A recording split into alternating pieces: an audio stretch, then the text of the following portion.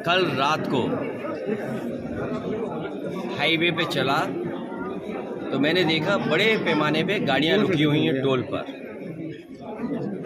Toll पे जो गाड़ियां रुकी थी उनके साथ साथ जहां बसों को स्थान मिल जा रहा था वहां पर रुक करके सब अपने भोजन खाने पीने का इंतजाम कर करके बैठे हुए थे। इसीलिए मैंने कहा कि इस सरकार में कई मौक़ों पर हम लोगों ने देखा अपने मनोरंजन के लिए मनोरंजन कर ये लोग माफ़ कर देते थे, टैक्स फ्री करते फ्री में। अगर अपने मनोरंजन के लिए फिल्मों को टैक्स फ्री कर सकते ही हैं तो इतने बड़े पैमाने पे कुंभ यात्रा पर कुंभ में जाने के लिए स्नान करने के लिए लोग जा रहे हैं और दूर दूर से यात्री जा रहे हैं। सोचिए, जिन परिवारों से मैं मिला वो हिमाचल के थे, हरियाणा के मिले, मुझे दिल्ली के मिले। लोग इतनी दूर से चल कर के आ रहे हैं, न जाने कितना तो उन्हें टोल देना पड़ रहा होगा। जब आप 10,000 करोड़ से ज़्यादा का कुंभ कर रहे हैं तो ये टोल माफ़ करना कोई बड़ी बात नहीं है, इसलिए टोल कर इनके लिए माफ़ हो जाना चाहिए। आपने लोकसभा में सूची की मांग की, मृतकों की सूची।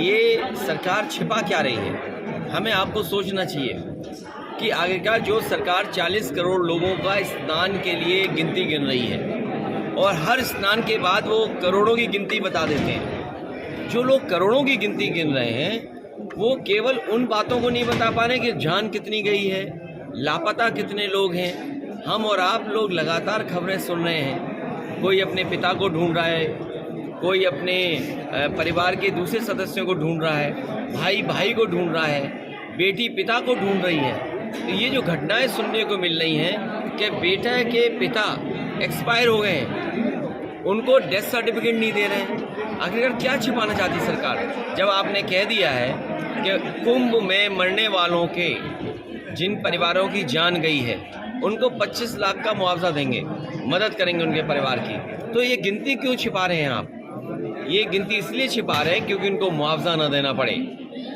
और बड़े पैमाने पे लोगों की न केवल प्रयागराज में कुंभ में जान गई है, बल्कि जब यात्रा करे हैं आने पर जाने पर बहुत सारे लोगों की जान गई है। हमारी सरकार से मांग है कुंभ यात्रा में जिन जिन लोगों की जहाँ कहीं भी जान गई है, गोरखपुर में ही बड़े पैमाने पे गोरखपुर के लोगों की जान चली गई, उनकी मदद होनी चाहिए। आज भी अखबारों में पढ़ा मैंने कि कुछ परिवारों की जान चली गई। तो कुंभ में जान जाने वालों की, दूसरे प्रदेश के जो लोग आए जिनकी जान गई उनकी, और कहीं भी श्रद्धालुओं का एक्सीडेंट हुआ उसकी जान गई है तो सरकार को मदद करनी चाहिए उनकी। सर, दिल्ली विधानसभा चुनाव का परिणाम आ गया, दिल्ली का परिणाम जो आपने देखा, आपको हम चाहते थे कि आप पार्टी जीते, आप पार्टी नहीं जीती, बीजेपी जीती है। लोकतंत्र में हम जनता का जो भी फैसला वो स्वीकार करते हैं, लेकिन उत्तर प्रदेश की हमने आपने लूट देखी है। ये जो लोग मिल्कीपुर एक विधानसभा पूरी ताकत लगा दी इन्हें, इन्हें तो लोकतंत्र में कोई बहुत बड़ा सम्मान देना चाहिए। लोकतंत्र में इन्हें सम्मान मिलना चाहिए, उन बीएलओ को सम्मान मिलना चाहिए जिन बीएलओ ने पर्ची नहीं पहुंचाई, नाम काट दिए समाजवादियों की।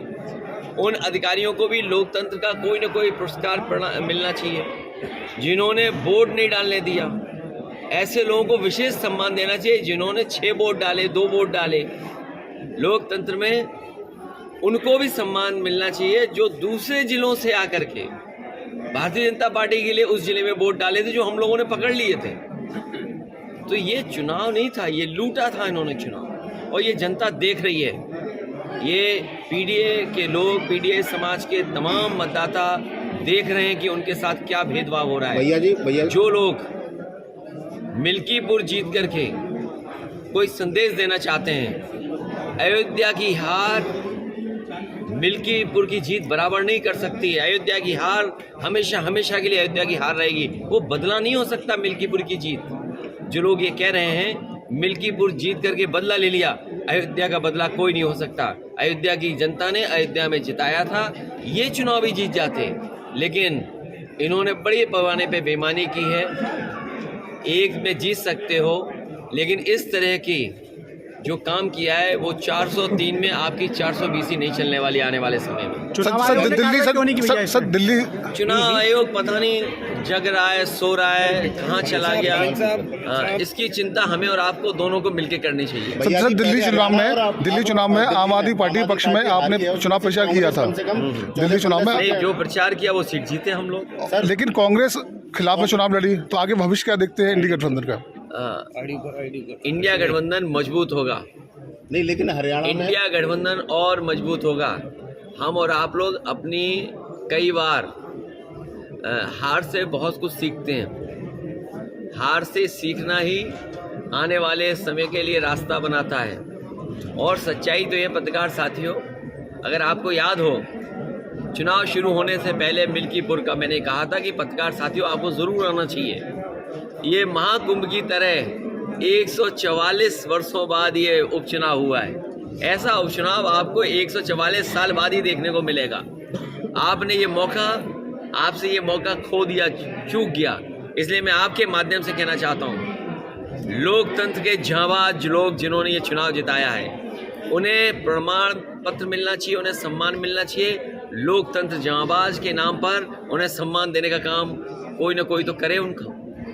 तब हरियाणा और दिल्ली में आपस में कांग्रेस और आप लड़े तो हार का एक रीजन वो भी मानते हैं? देखिए, मैंने आपसे कहा, हारने के बाद बहुत कुछ सीखने को मिलता है और हमें उम्मीद है आने वाले समय में इंडिया गठबंधन और मजबूत दिखाई देगा। Thank you.